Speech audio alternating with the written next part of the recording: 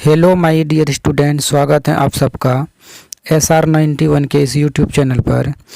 तो दोस्तों, आज हम लोग जो TMVU का यानी कि तिलका मांझी यूनिवर्सिटी का जो पार्ट थर्ड का BA पार्ट थर्ड का जो पॉलिटिकल साइंस जिसका भी ऑनर्स है उसका आज क्वेश्चन आंसर हम लोग करेंगे, जो कि 2009 ईस्वी के एग्ज़ाम में पूछे गए प्रश्न का है। तो जो 2009 में जो पूछे गए प्रश्न है वो सारा प्रश्न आज हम लोग यहाँ पे डिस्कस करेंगे। तो देखिए, पहला प्रश्न क्या कहता है। क्वेश्चन क्या कह रहा है, क्वेश्चन कह रहा है कि विवेकपूर्ण निश्चय निर्माण सिद्धांत से किसका नाम संबंधित है। यानी कि विवेकपूर्ण निश्चय निर्माण सिद्धांत से किसका नाम संबंधित है, यानी इसका संबंध जो है वो किससे है। विवेकपूर्ण निश्चय निर्माण सिद्धांत का संबंध किस व्यक्ति से है, तो हर्बर्ट साइमन से है। किससे है? हर्बर्ट साइमन से संबंध है विवेकपूर्ण निश्चय निर्माण सिद्धांत का। चलिए क्वेश्चन नंबर अब 32 की तरफ चलते हैं। अब 32 नंबर प्रश्न कह रहा है कि प्रशासन के पर्यावरण के लेखक कौन है। जो प्रशासन के पर्यावरण है ये एक पुस्तक है, तो इनके लेखक कौन है। तो प्रशासन के पर्यावरण के लेखक का जो नाम है FW रिक्स है। कौन है? FW रिक्स। ऑप्शन सी नंबर सही हो जाएगा।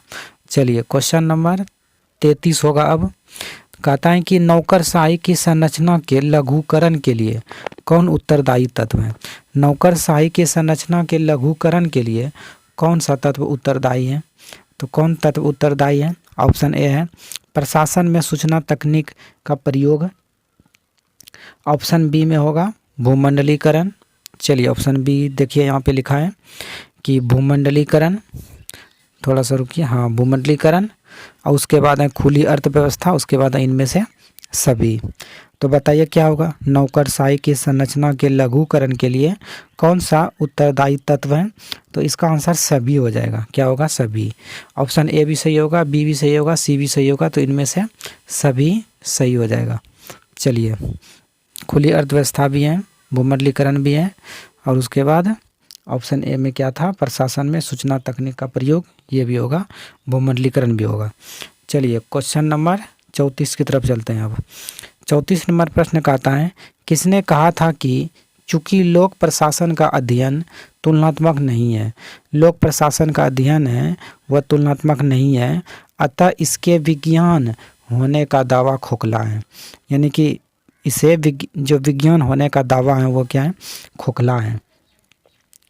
तो ये किसने कहा था, यह कथन किसने कहा था, तो यह कथन कहा था R.A. डहल ने। किसने कहा था? R.A. Dahl. Option number C हो जाएगा। चलिए क्वेश्चन नंबर 35 होगा। अब 35 नंबर प्रश्न कह रहा है कि किसने वैज्ञानिक प्रबंध सिद्धांत दिया। यानी कि वैज्ञानिक प्रबंध सिद्धांत किसने दिया था। यहाँ तक देखिए, वैज्ञानिक प्रबंध सिद्धांत किसने दिया, तो वैज्ञानिकवाद का जो नारा दिया था फ्रेडरिक टेलर साहब ने दिया था। चलिए ऑप्शन नंबर 3 होगा। चलिए 36 नंबर प्रश्न क्या कह रहे हैं, निम्नलिखित में से कौन विकास प्रशासन की विशेषता है। निम्नलिखित में से कौन विकास प्रशासन की विशेषता है।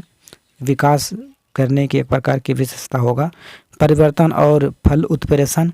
ऑप्शन ए है, और ऑप्शन बी में देखिए क्या है, देख लेते हैं ऑप्शन बी। चलिए ऑप्शन बी यहाँ पर है, ऑप्शन बी है प्रतिबद्धता। ऑप्शन बी हो गया प्रतिबद्धता, और सी नंबर तो ऑप्शन है ही नहीं, तो सी नंबर भूल गए हैं, ऑप्शन टाइपिंग करने में छूट गया होगा, तो सी नंबर लिख देते हैं हम, ग्राहक उत्प्रेरित। क्या होगा? सी में हो जाएगा, सी में ग्राहक उत्प्रेरक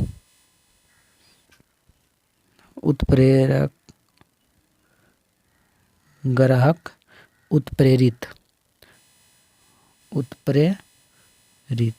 यानी ग्राहक उत्प्रेरित हो जाएगा। ऑप्शन डी में हो जाएगा इनमें से सभी। तो इसका आंसर क्या हो जाएगा बताइए, तो इसका आंसर सभी होगा। क्या होगा? सभी। आंसर क्या होगा? सभी हो जाएगा, ऑप्शन नंबर डी। चलिए नेक्स्ट क्वेश्चन की तरफ चलते हैं। अब क्वेश्चन नंबर 37 का आ रहा है प्रशासन में लाल फीताशाही का अर्थ क्या है? प्रशासन में लाल फीताशाही का अर्थ क्या होता है? तो लाल फीताशाही का अर्थ होता है विलम्ब करना। क्या करना? विलम्ब। ऑप्शन बी होगा। चलिए क्वेश्चन नंबर 37 की तरफ चलते हैं। अब कहता है कि किसने कहा संगठन का पहला सिद्धांत समन्वय है? यानी संगठन का पहला सिद्धांत जो है वह समन्वय है। यह किसने कहा था? बताइए। तो देखिए, संगठन का पहला सिद्धांत समन्वय है, यह किसने कहा था? 38 नंबर का आंसर क्या होगा? जेम्स डी मूनी ने कहा था। किसने कहा था? जेम्स डी मूनी ने कहा था यह कि संगठन का पहला सिद्धांत समन्वय होता है। चलिए क्वेश्चन नंबर 39 की तरफ चलते हैं। अब 39 नंबर प्रश्न है, संगठन के नौकरशाही स्वरूप में नियुक्तियां होती हैं। संगठन के नौकरशाही स्वरूप में नियुक्तियां होती हैं, किस आधार पे होती हैं नियुक्तियां? बताइए। ऑप्शन ए है मनोनयन एवं संरक्षकता के आधार पर। ऑप्शन बी है खुली प्रतियोगिता द्वारा योग्यता प्रशिक्षण के आधार पे। ऑप्शन सी में दल संगठन द्वारा चयन के आधार पे। ऑप्शन डी में इनमें से सभी। तो आंसर क्या होगा यहाँ पे? बताइए। तो यहाँ पर भी इनमें से सभी होगा। क्या होगा? इनमें से सभी। चलिए क्वेश्चन नंबर 40 की तरफ चलते हैं। अब 40 नंबर प्रश्न यहाँ पे है, देख रहे हैं आप। लोक प्रशासन में लोक शब्द का अर्थ क्या है? लोक प्रशासन में लोक शब्द का अर्थ क्या होगा? तो लोक शब्द का अर्थ क्या होना चाहिए? जनता होना चाहिए। लोक शब्द का अर्थ क्या होगा? जनता होगा। क्या होगा? जनता। चलिए, तो आज हम लोग जो 2009 में पूछे गए प्रश्न थे, सारा प्रश्न हम लोग आज पढ़ लिए हैं। कल अब 2010 में जो पूछे गए प्रश्न हैं वो प्रश्न कल डिस्कस करेंगे। तो आज के लिए यहाँ तक रहने देते हैं। जय हिंद, जय भारत।